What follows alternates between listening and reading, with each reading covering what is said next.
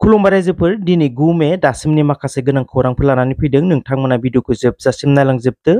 लोगोसेनो सानफ्रोमबोनि खौरां लानो थाखाय चेनेलखौ साबस्क्राइब खालामाखैब्ला साबस्क्राइब खालामनानै बेल आइकनखौबो अलाव होनानै लादो आरो भिडिअखौ मोजां मोनोब्ला अन्नानै मोनसे लाइक खालामदो। अब्ला दिनैनि सेथि खौरां नोंथांमोननो होनो लागै आखायाव लादों। 2024 मायथाइयाव मेट्रिक आनजादाव डिस्टिंसन मोननो हानाय, स्टार मोननो हानाय आरो सेथि थाखोआव उथ्रिसार जानो हानाय फरायसाफोरखौ बाथौ आश्रम क'अर्डिनेशन कमिटिया बरायदों। तामुलपुर जिल्लानि गरेस्वर नोगोराव थानाय बिष्णु राभा भवनाव मैया बाथौ आश्रम क'अर्डिनेशन कमिटिया बरायनाय हाबाफारि लादोंमोन। बोसोरफ्रोमबो मेट्रिक आनजादाव सेथि थाखोआव उथ्रिसार जानो हानाय फरायसाफोरखौ बरायनाय बायदियैनो बे बोसोरावबो बे बरायनाय हाबाफारिखौ मेहेरगोनाङै खुंफुङो बाथौ आश्रम क'अर्डिनेशन कमिटिया।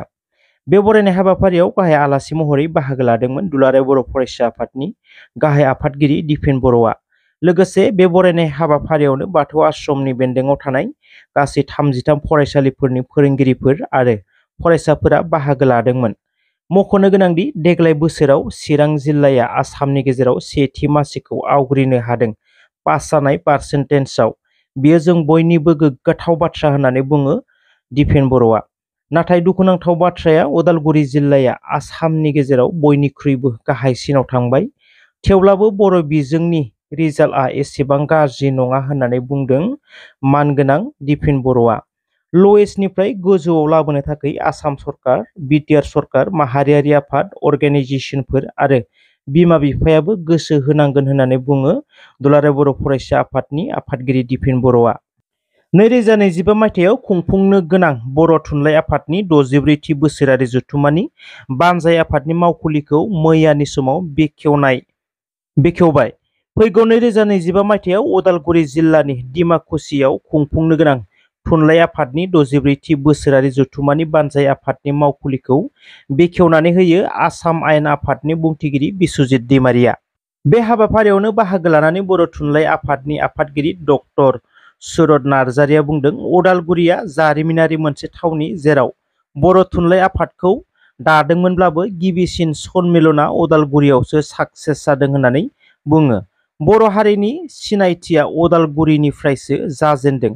बर'नि महर मुस्रि हारिमु माबायदि बिनि जारिमिना उदालगुरिनिफ्रायसो जाजेनदों। बेनिखायनो उदालगुरिया थुलुंगानि फुंखा होननानै बुङो डक्टर सुरत नार्जारिया। हायार सेकेन्डारि आनजादनि फिथाइखौ दिनै फुंनि 9 बाजियाव होगोन होनना आसामनि सोलोंथाइ मन्थ्रि रनज पेगुआ टुइटारनि गेजेरजों फोसावना होदों।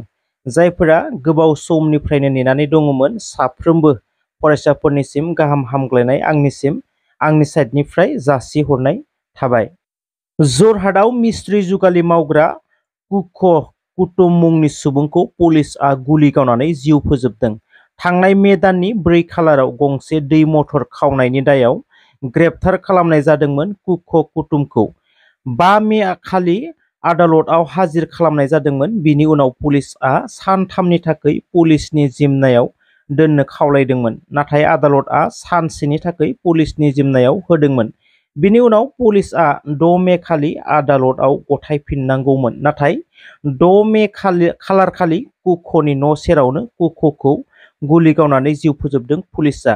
बे जाथायनि सायाव गोथौ दुखु मोननाय फोरमायदों ओनसोलनि सुबुंफोरा। मख'नो गोनांदि हादारन दै मटर खावनायनि दायाव सासे सुबुंखौ पुलिसआ माबोरै गावथारनो पावार मोनखो बिनि सायाव गोख्रों नायबिजिरनाय जानांगौ आरो एसपि श्वेतांग मिश्रनि सायाव गोख्रों एक्सन लानांगौनि दाबि खालामदों नखरजों लोगोसे ओनसोलनि रायजो राजाफोरा। थांनाय 7 मे खालि थामथि खोलोबनि बिसायख'थिनि सानाव बिपिएफनि लाइमोन दैदेनगिरि लैहोर लैहोर गयारीखौ गाग्लोबनाय गासैबो सुबुंफोरखौ एफआइआर होनाय जाबाय होननानै फोरमायदों दावराव देख्रेब नार्जारिया।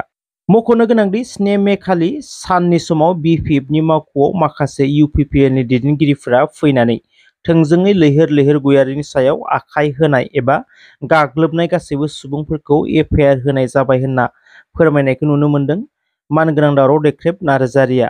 फोरमायनाय बायदिब्ला लैहोर लैहोर गयारीखौ गाग्लोबनायाव बाहागो लादोंमोन जेनेरेल सेक्रेटारि देबारगाव ब्लक इउपिपिएलनि अशक गयारी, खोमदोन गयारी, सोमदोन दैमारी, दुलाराय बसुमतारी, भबेन बसुमतारी एबा बख'। मख'नो गोनांदि एनएलएफबि आफादनि बख'आबो बे गाग्लोबनायाव लोब्बा दङ होननानै गोख्रों सोंखारिदों दावराव देख्रेब नार्जारिया। नेमसु फरायसा आफादनि गेजेराव गावस्रालायनायखौ नुनो मोन्दों। नेमसुनि आफादगिरि बदरुल इस्लामआ फोरमायनाय बायदिब्ला बिटिआरआव नेमसु आफादआ खावनै जाबाय। बिटिआरआव गोदानै नेमसु आफाद दानाय जादों।